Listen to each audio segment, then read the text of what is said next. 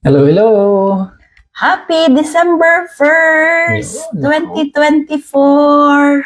24 days na lang. Pasko na! At 30 days na lang. Bagong taon na naman. Oo, bagong taon na naman.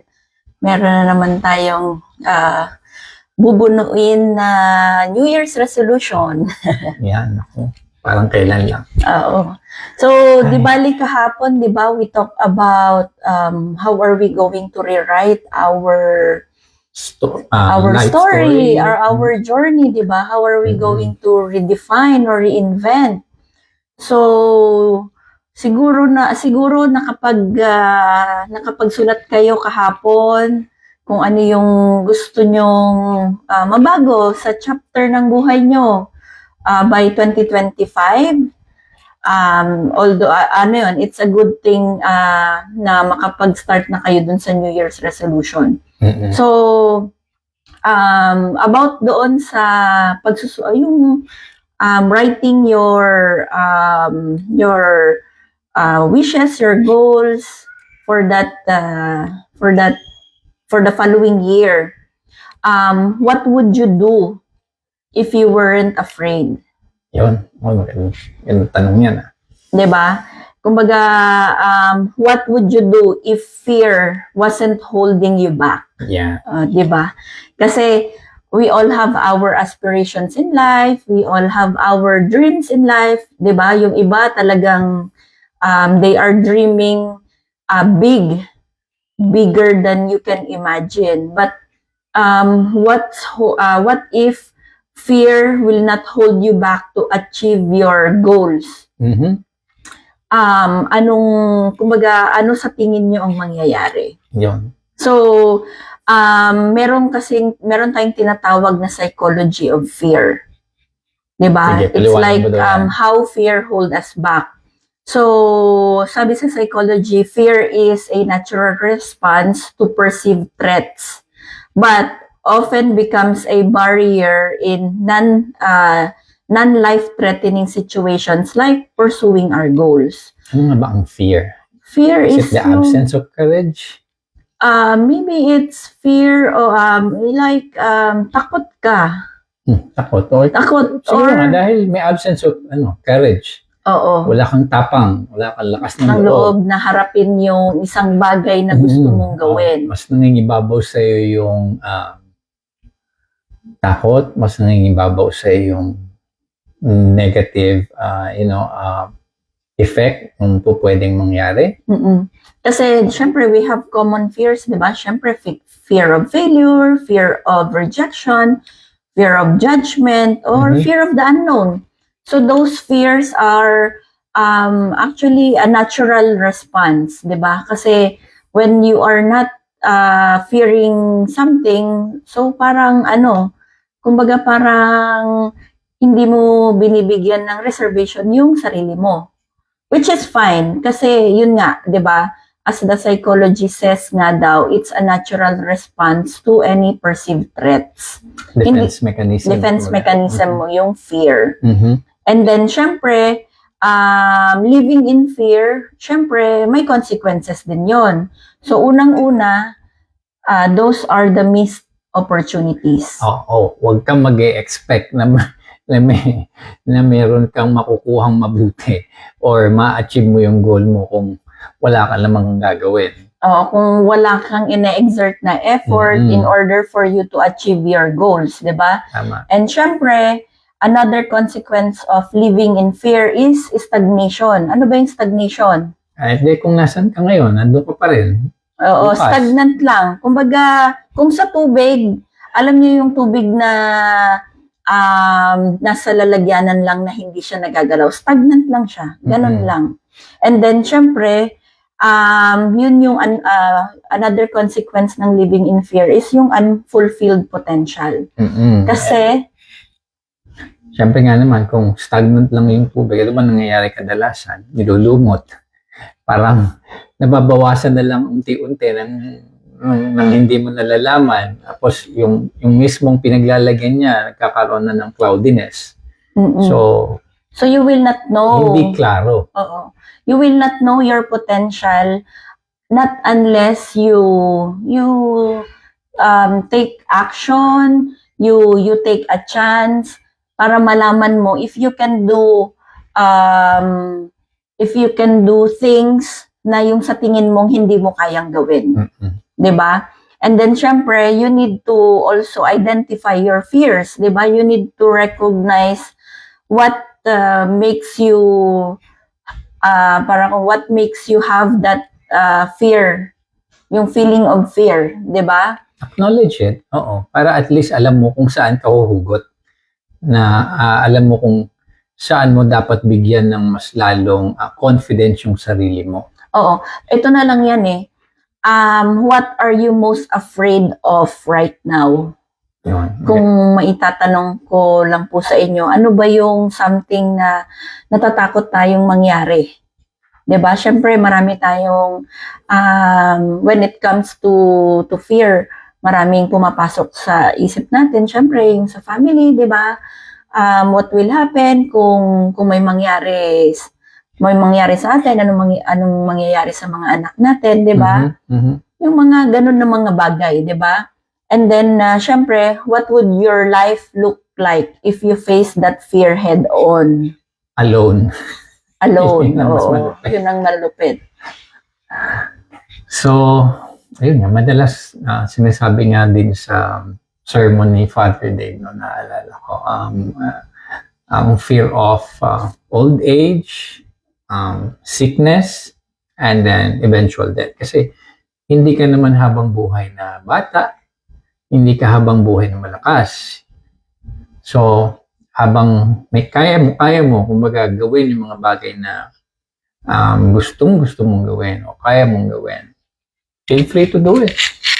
And then just enjoy the journey. If it works out for you, well and good. If it is not, there is some a lesson to be learned at least. So hindi ka talo doon. So, syempre, maybe anuhan lang din natin sila ng strategies on how to overcome fear. Okay. So, unang-una is to start small lang. Take small, manageable steps toward your goal. Kasi every step builds courage. Mhm. 'Di ba? Lagi nating ine-emphasize yan na without action, your dreams will just be a dream. Without action, you won't reach your goal faster, 'di ba? And then Proceed with caution, ika nga, and take that calculated risk. Don't test the water with both feet. So, just to be sure and to be safe. No? Kung wala naman sigurong taong basta-basta na lang susugod ng hindi niya alam ang kanyang pupuntahan. At saka syempre sa lahat ng gagawin natin or siguro pwede rin natin silang advisean din about yung balita nga about yung mga yung sa mga about businesses, ganon. So, do your own due diligence, 'di ba? Katulad ng sinabi niya, there is always a calculated risk, 'di ba? Make a research nang sa ganon ay syempre para hindi tayo maloko, 'di ba? Protected. At least yung resources. protected pa rin ang inyong resources. So, one way to overcome your fear for people who wants to venture on a business, any kind of businesses, may it be traditional or online businesses. So, unang-una, do your due diligence and research. And then, next strategy is to shift your mindset, 'di ba? Always reframe fear as an opportunity for growth. Always view challenges as stepping stones. Kasi, wala namang naging successful agad, 'di ba? They all face challenges. Minsan, yung challenges na yon, it made them really talagang, kumbaga, siguro lugmok sila during that time. But then, they still shifted their mindset. Kasi nga katulad nung sinabi namin before, yung pagkakaroon ng positive outlook in life, it really helps on making your visions clear, your visions positive. And yun nga, kagaya nga din nung nabanggit ko earlier, if you feel like you're getting stuck into something, no matter what you're doing, just, pause for a while, step back, look at the bigger picture, and see how it connects with your, overall goal. Mm-mm. And the next strategy to overcome fear is to seek support. Lagi yan. Kasi when you are sharing your kumbaga, you just have to look for trusted friends or mentors or sa supportive community where you can share your fears. Especially when you are on a business, di ba? Kasi there are people in the community who have been in your situation before.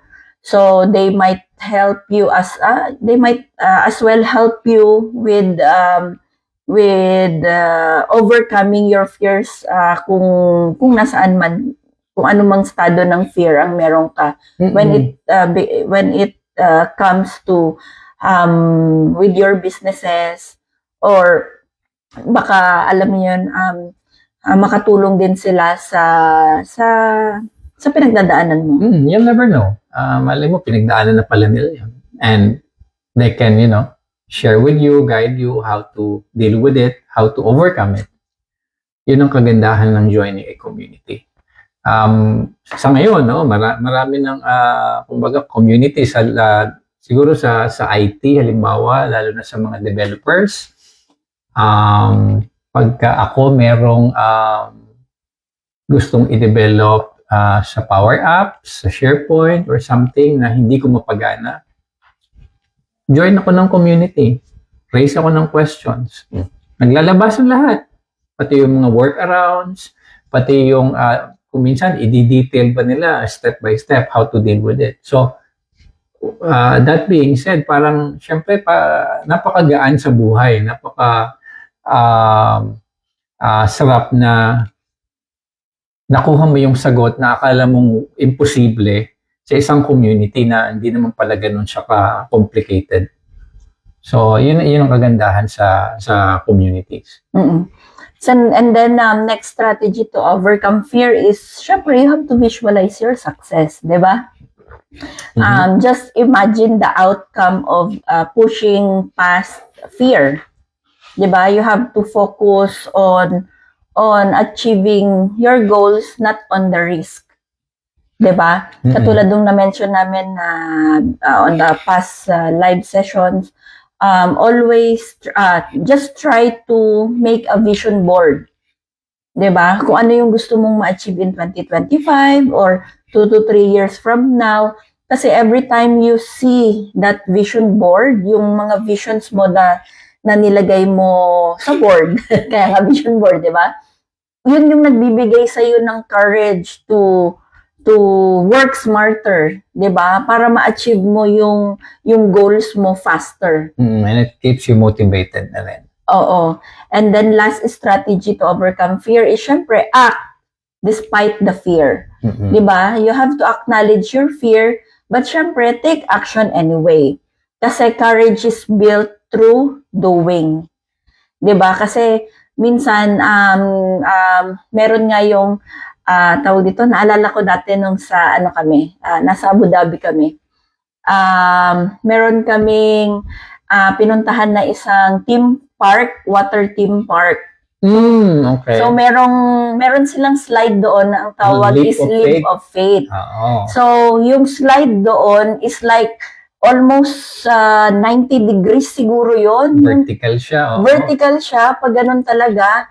And alam mo yun yung ang haba ng pila talaga. As in, siguro pumila kami, it took us 15-20 minutes. Mahigit pa para lang makapunta doon sa mismong slide na yon. Oo. So, syempre, naalala ko talagang yung alam mo yun, yung parang, ang yabang-yabang, ganon. Kaya yan. Pero nung malapit na, sabi ko, parang hindi ko kaya. Sabi ko, kasi, alam mo yung takot ko na baka bigla akong tumapon, yung mga ganong fear. Kasi walang cover yun Kasi walang cover. View from the top, talagang empty siya. Tapos makikita mo doon sa magkabilang gilid, may mga lumalangoy na sharks, may mga malalaking isda. Oo. Pero, so, ano po yun sa Atlantis? Sa Atlantis siya. Oo, sa Dubai. Sa Dubai. So yun, ang nangyari doon is, I acknowledge my fear. Ang tawag dito, yung in-acknowledge ko talaga siya. But ang good thing na ginawa ko doon is, although takot ako, I take the action by taking the slide. 'Di ba? Like, it gave me really courage na nagawin yung isang bagay na yon. 'Di ba? Kumbaga, minsan kasi pagka may basta ang natatandaan ko, merong something na parang hinihintay sa baba, ganon. So, una na sila sa baba eh. Saka may mga nagbaback out talaga along the way. Oo. Kaya kantsawan. Kasi ang dami nakapila sa baba. Kung bababa ka siguro, 15-20 minutes ka rin makakababa sa dami ng taong nakalinya. Pero, you know what kept me do that?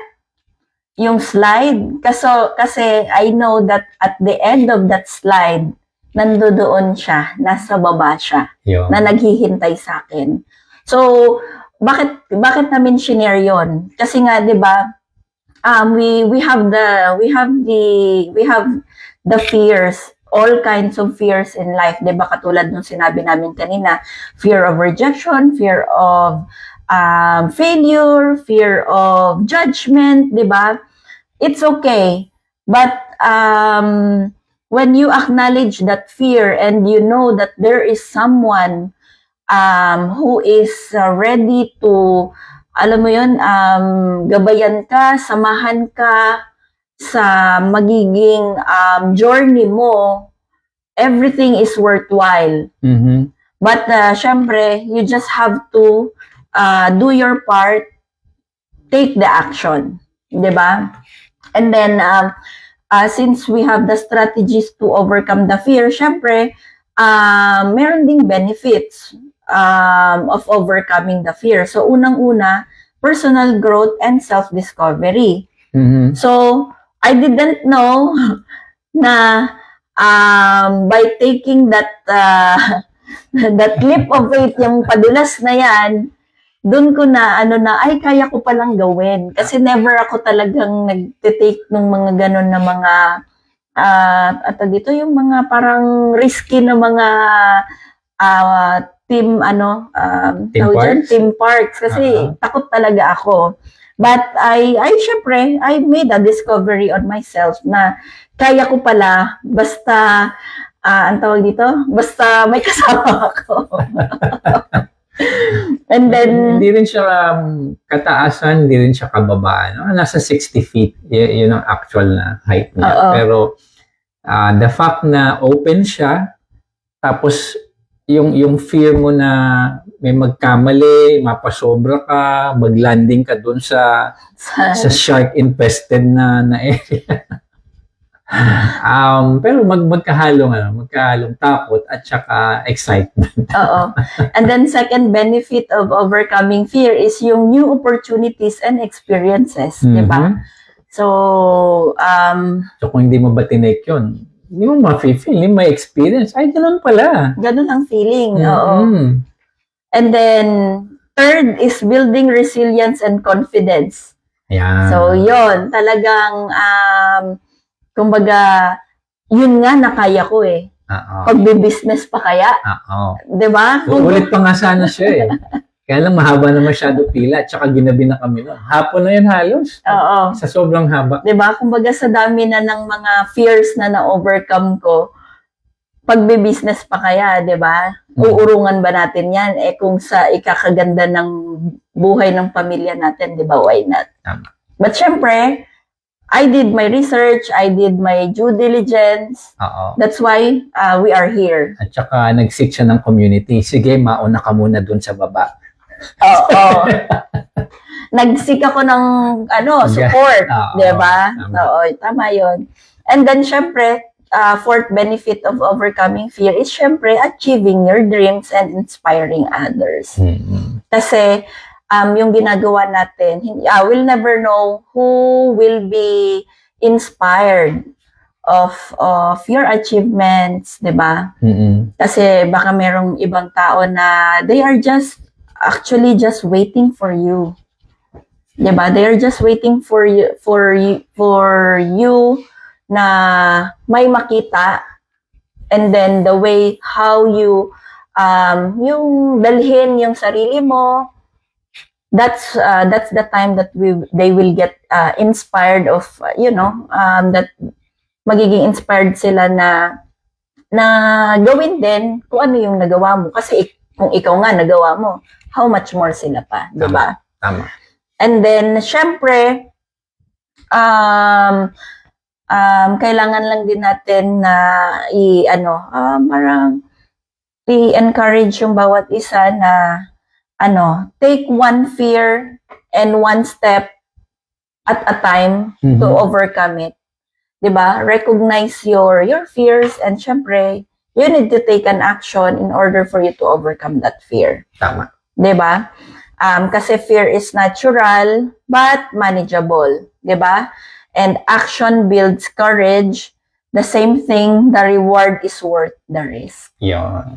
Yun ang maganda doon. Oo. So, ano lang yan? Mind over matter. Yes, mind over matter. If you won't mind it, it won't matter. Pero syempre, katulad nga nung sinabi ni George Adair, everything you've wanted is on the other side of fear. So, you will never know what's on the other side if you will just stay where you are. If you will stay yung takot, 'di ba? Tapos syempre may mga iba namang tao na yung parang masyadong malakas ang loob. Do one thing every day that scares you. Yun yung sa mga risk takers, ganun, 'di ba? Kasi marami namang klase ng tao eh. May mga taong risk takers, may mga taong reserve or conservative, ika nga, pagdating sa risk. So, depende sa risk appetite mo. But